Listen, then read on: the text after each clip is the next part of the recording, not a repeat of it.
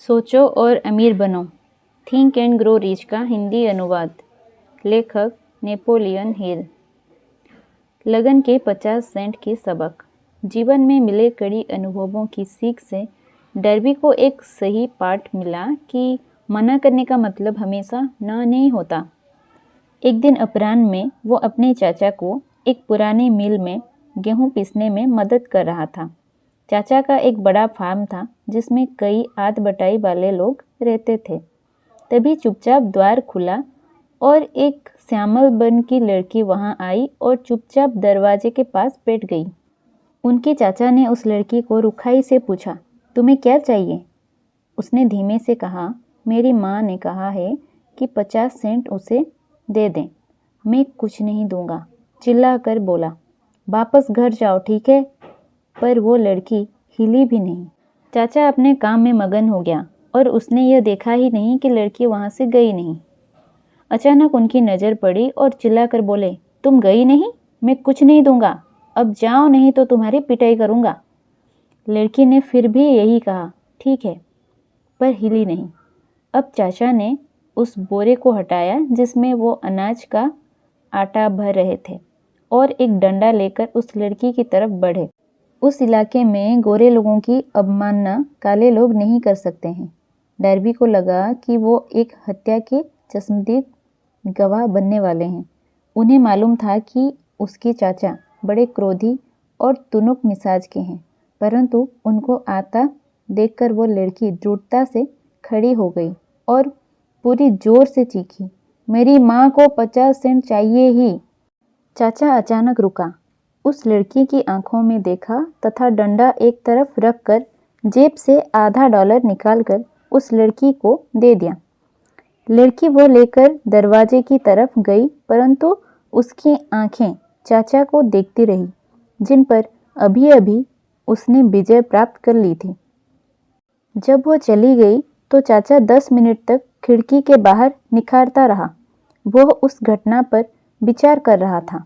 Derby भी उसी घटना के बारे में सोच रहा था। यह एक काली लड़की की एक गोरबन वयस्क व्यक्ति पर विजय का पहला नजारा था। उसने सोचा कि वो लड़की ऐसे कैसे कर पाई। चाचा को क्या हुआ कि उन्होंने अपना खूंखारपन छोड़कर एक सीधे मेमने का रूप ले लिया। उस लड़की में ऐसी कौन सी शक्ति थी कि वो उन पर हावी हो सकी? ऐसे ही सवाल डर्बी के मन में उठ रहे थे, जिसका जवाब उन्हें तब मिला जब यह पूरी कथा उन्होंने मुझे सुनाई थी।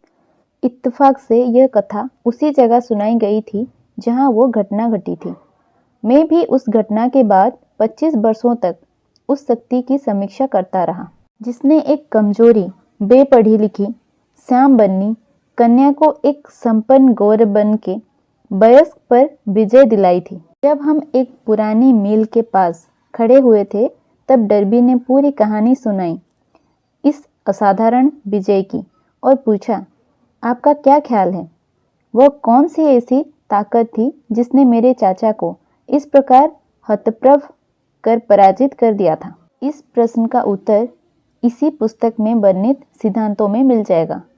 उत्तर पूरा तथा संपूर्ण है, पूरे विवरण के साथ और निर्देशों से लैस, जिससे कोई भी इसे पूरी तरह से समझ सके और उस ताकत का समग्रता के साथ प्रयोग कर सके जो उस बच्ची को अचानक मिल गई थी। अपने दिमाग को पूरी तरह से खोलकर रखेंगे तो आपको उस विभिन्न शक्ति का पूरा हवाला मिल जाएगा, जिसकी झलक आगे के अध्याय में भी प्राप्त होंगी। जब मैंने मित्र डर्बी को इस शक्ति के बारे में अवगत कराया तो उन्हें भी अपने पिछले 30 वर्षों के जीवन बीमा के सेल्समैन के अनुभव की याद आई और माना कि इस सबक के कारण ही उनको इस क्षेत्र में सफलता मिला जो उन्होंने उस कमजोर कन्या से प्राप्त किया था। डर्बी ने कहा, जब भी मेरे संभावित ग्राहक मुझे बिना पॉलिसी खरीदे टालने की चेष्टा की, तभी मुझे उस पुरानी मिल के पास खड़ी हुई उस लड़की की चेहरा दिखा, मानो उसकी बड़ी बड़ी आंखें अवज्ञा से भरी हुई, और मैंने स्वयं से कहा, यह सेल्स तो मुझे करनी ही है। सच कहूँ तो ज़्यादातर मेरी बिक्री जीवन बीमा पॉलिसी की। उन्हीं लोगों ने स्वीकार किया जिन्होंने पहले साफ साफ ना कह दिया था। जीवन कभी कभी अजनबी है तो कभी कभी बिल्कुल जाना पहचाना।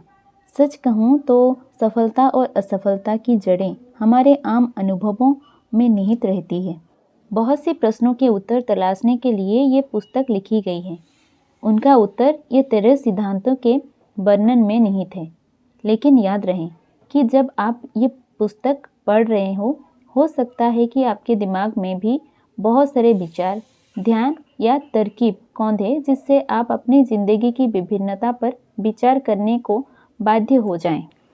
सफलता प्राप्ति के लिए मूल विचार तो यही संकल्प है। इसी पुस्तक में दिए गए सिद्धांत भी आपके दिमाग में ऐसे ही विचार उठाएंगे जिससे उपयोगी युक्ति, तरकीब या प्लान आपके दिमाग में उभरते रहें।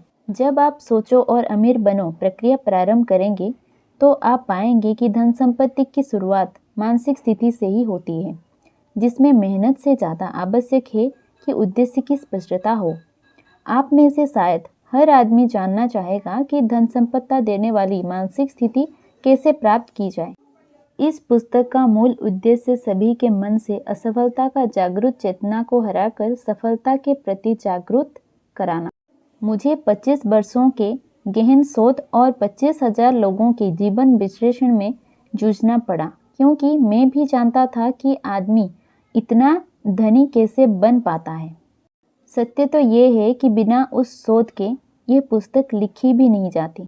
सफलता उनको मिलती है जो सफलता के प्रति जागरूक होते हैं, और असफलता उनके हिस्से में जाती है जो असफलता के प्रति ज़्यादा सचेत रहते हैं।